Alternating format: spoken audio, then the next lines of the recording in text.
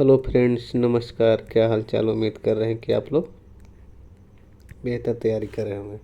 आइए आज देखते हैं बीपीएससी मेंस के लिए एक और नया टॉपिक जिसका नाम है मौर्य कला। लगातार मेहनत जारी रखिए, ठीक है। 17वीं बीपीएससी के लिए जो मेंस के लिए जो टॉपिक है उसमें इम्पोर्टेंट टॉपिक से आज दूसरा दिन है, जिसका नाम है, दूसरा टॉपिक का नाम है मौर्य कला, ठीक है। आइए देखते हैं। मौर्यकालीन कला एवं संस्कृति, इसमें क्या लिखा हुआ है उसको आप छोड़िए, मैं आपको एक एक शब्द को डिटेल करके बताने वाला हूँ, ठीक है। आप सिर्फ ध्यान से सुनते रहिए, उसके बाद इसे दोबारा सुन लीजिएगा, आपको मतलब कंप्लीट हो जाएगा। एक एक शब्द को मैं आपको बताऊँगा इसमें क्या लिखा हुआ है, ठीक है। पहले देखें मौर्यकालीन कला एवं संस्कृति। मौर्यकालीन कला एवं संस्कृति को दो भागों में बांटकर देखते हैं। पहला लोक कला के रूप में और दूसरा राजकीय कला के रूप में। लोक कला के रूप में यानी कि आम जनता के द्वारा बनाया गया, आम जनता के द्वारा यानी कि पशु पक्षी पेड़ पौधे का एवं मृदभांड का को क्या किया जाता मतलब बनाया जाता था। मृदभांड यानी कि उत्तरी ब्लैक क्या मतलब पॉलिशदार बर्तन, उत्तरी काली पॉलिशदार बर्तन, ठीक है। और राजकीय कला में सिक्का हो गया, स्तूप हो गया, चैत हो गया, गुफा हो गया, स्तंभ हो गया, महल हो गया, ठीक है। मेन रूप से मौर्यकालीन कला में क्या चीज़ देखा जाता है, स्तंभ को और गुफा को, एक स्तूप को, ये तीन पे फोकस करना है। उसके बाद जो लोक कला में हो जाएगा उसमें जो कुछ मूर्ति प्राप्त हुआ उस पर विशेष ध्यान देना है, ठीक है। आइए देखते हैं बारी बारी से एक एक करके।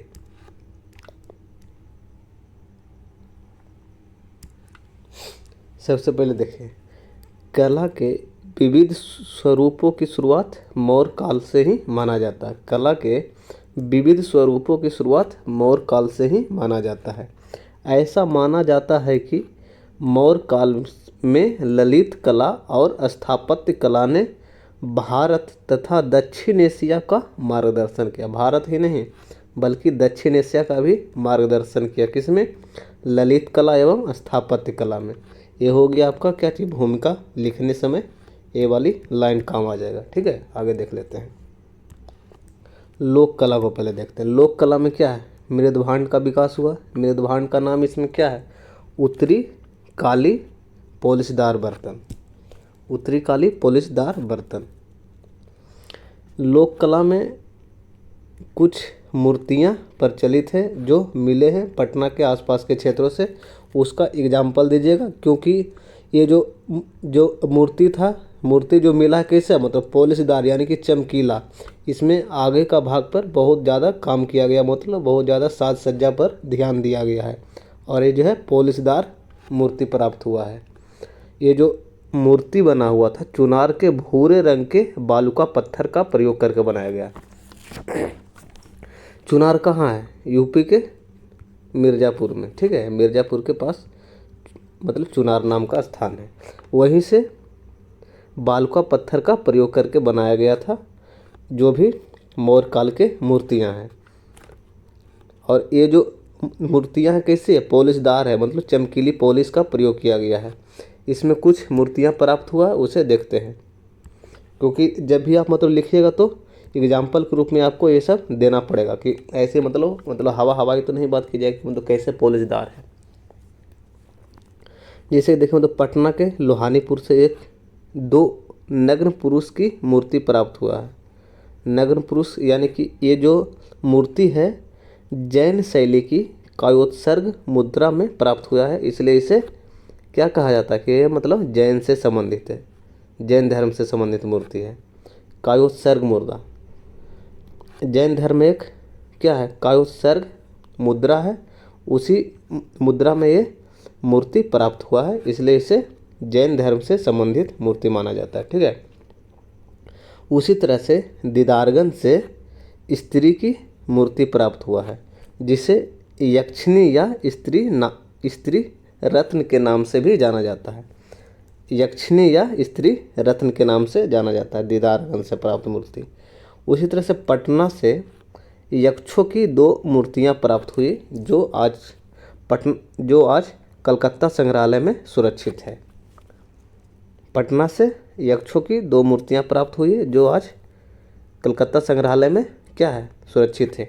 लेकिन इतिहासकारों का मानना है कि ये जो है मौर्य काल का नहीं है, इसमें कुछ मौर्योत्तर काल का परंतु प्रभाव दिखता है, इसलिए इसे अधिकांश इतिहासकार का मानना है कि इसका स्रोत अज्ञात है। अभी ये मतलब पता नहीं चल पाया है, मतलब मेन रूप से कि ये मतलब मौर्य काल के है या फिर नहीं है। इसलिए आपको इसको लिखते समय आपको ये लाइन लिखना पड़ेगा कि अधिकांश इतिहासकारों का मानना है कि इसका स्रोत अज्ञात है। ठीक है, आइए देख लेते हैं कुछ राजकीय कला के रूप में राजकीय कला को। राजकीय कला में देखिए, पहले देखिए यहाँ भी क्या है, चुनार के बालुका पत्थर के प्रयोग करके बनाया जाता था। जो भी मतलब मूर्ति वगैरह बनाया गया है वो सब चुनार के बालुका पत्थर का प्रयोग करके बनाया गया है। और ये जो है चमकीली पॉलिश का प्रयोग किया गया है। कैसे मतलब पॉलिश चमकीली, जो भी मतलब बनाया गया उसमें मतलब पॉलिश कर दिया गया, पॉलिश भी किस एकदम चमकीला। ठीक है, और इस काल के सिक्का भी प्राप्त होते हैं जिसे पंचमार्क कॉइन के नाम से जानते हैं। कैसे, पंचमार्क सिक्का के नाम से। और यहाँ की स्थापत्य में आपको पता होगा कि मतलब कुम्हरार से चंद्रगुप्त और अशोक के महल का भी अवशेष प्राप्त हुआ है, जो कि बहुत बड़ा मतलब विशाल कक्ष के रूप में था। इसमें लगभग 80 स्तंभ के रूप में स्तंभ भी मतलब प्राप्त हैं। ये जो महल था कैसा था, लकड़ी का बना हुआ था। उसी तरह से स्थापत्य में गुफा को देखेंगे, स्तूप को देखेंगे।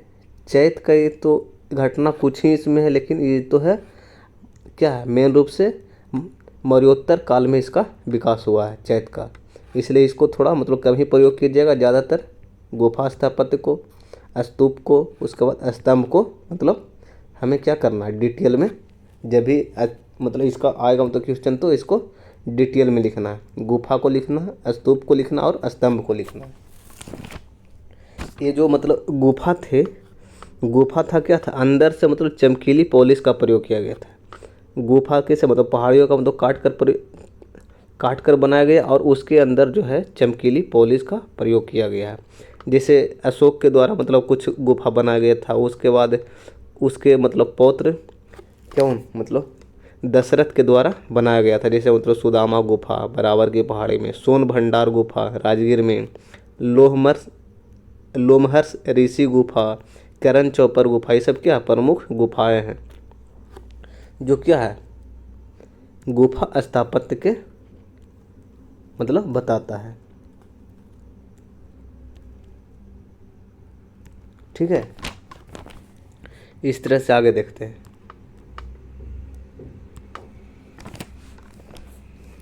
स्तूप हो जाएगा, स्तूप मतलब पिछले वीडियो में बता गए हैं, और चैत्य भी, गुफा भी। ठीक है, जब भी इसको तो लिखने का बारी आएगा तो वहाँ से मतलब कंटेंट उठाकर यहाँ पर डाल देना। ठीक है, उसके बाद क्या आता है स्तंभ। स्तंभ जो है एकास्मक पत्थर का प्रयोग करके बनाया गया था। यानी एकास्मक का मतलब क्या, एक ही पत्थर का प्रयोग करके बनाया गया, ना कि उसमें कोई तोड़ जोड़ का प्रयोग किया गया। सीधा एक पत्थर को जो लंबा था बड़ा था उसका प्रयोग करके बनाया गया है। इसमें भी क्या चमकीली पॉलिश का प्रयोग किया गया है। और ये जो स्तंभ है गोलाकार यानी बेलनाकार था, है ना, गोलाकार और लंबा। और इसके शीर्ष पर उल्टे कमल और पशु की मूर्ति भी। ये जो स्तंभ के शीर्ष पर उल्टे कमल और पशु की मूर्ति बनी होती थी। ये सब क्या स्तंभ की क्या हो जाएगी, विशेषताएं हो जाएगी। विशेषताएं में क्या मतलब क्या चीज़ हो जाएगा कि स्तंभ मतलब चमकीले पॉलिश का प्रयोग किया जाता है, गोलाकार होता था, बहुत लंबे होते थे, और इसके शीर्ष पर उल्टे कमल और उसी के साथ उसमें मतलब पशु की मूर्ति भी बनवाया गया था। उसी तरह से पशुओं की मूर्ति में मतलब किसका प्रयोग होता था, ज़्यादातर मतलब सिंह का, बाघ का, इस तरह से। लेकिन जो रामपुरवा का है, जिसे जो आजकल का है मतलब पूर्वी चंपारण का क्षेत्र है, वहाँ पर ही के स्तंभ में साढ़ का मूर्ति प्राप्त हुआ है। साढ़ का मूर्ति प्राप्त हुआ कहाँ से, रामपुरवा से। रामपुरवा स्तंभ से, ठीक है। और इसी को देखकर ये जो मतलब गोलाकार है, लंबा है, एक आसमाक, इसी को देखकर इसे कहा गया कि इस पर ईरानी शैली का प्रभाव है। लेकिन ईरानी शैली का प्रभाव मतलब पूर्णतः कहना गलत हो जाएगा। क्यों कहना गलत हो जाएगा? क्योंकि इसमें जो है ईरानी शैली में मतलब सजावट का काम भी किया जाता था, उसमें फूल पत्ती का प्रयोग किया जाता था, और इसमें जो है पशु का मूर्ति नहीं बना होता था। लेकिन यहाँ पर ही मौर्यकालीन में पशु की मूर्ति भी देखने को मिलता है, और उल्टे कमल इसमें ज़्यादातर कुछ मतलब सजावट का काम नहीं रहता है, नहीं है, ठीक है। इसलिए इसे ईरानी शैली का प्रभाव मतलब पूर्णतः नहीं कह सकते थे। इसे ईरानी शैली का प्रभाव इसलिए कहा गया क्योंकि इसमें भी क्या मतलब पॉलिश का प्रयोग किया गया, लंबे होते थे, गोलाकार होते थे, इसलिए इसे ईरानी शैली का प्रभाव कहा गया है, ठीक है। उसी तरह से बिहार के कुछ स्थान हैं जहाँ से स्तंभ प्राप्त हुए हैं। जैसे बसाड़ यानी वैशाली जिला से प्राप्त हुआ है। बसाड़ क्षेत्र कहाँ है? वैशाली जिला, यहाँ से स्तंभ प्राप्त हुआ। उसी तरह से लौरिया नंदनगढ़ और लौरिया अरेराज जो कि पश्चिमी चंपारण में पड़ता है, वहाँ से भी स्तंभ प्राप्त हुआ अशोक के। रामपुरवा स्तंभ कहाँ से? मतलब पूर्वी चंपारण का क्षेत्र से प्राप्त हुआ है, ठीक है। इसी से जब भी आएगा आपको मौर्यकालीन कला एवं संस्कृति के बारे में लिखने के लिए, तो आप यहाँ से कुछ कंटेंट उठा ले सकते हैं और इसे मतलब 2 भागों में बांट कर लिखना स्टार्ट कीजिएगा। इसे मतलब भूमिका में मतलब प्रयोग कीजिएगा।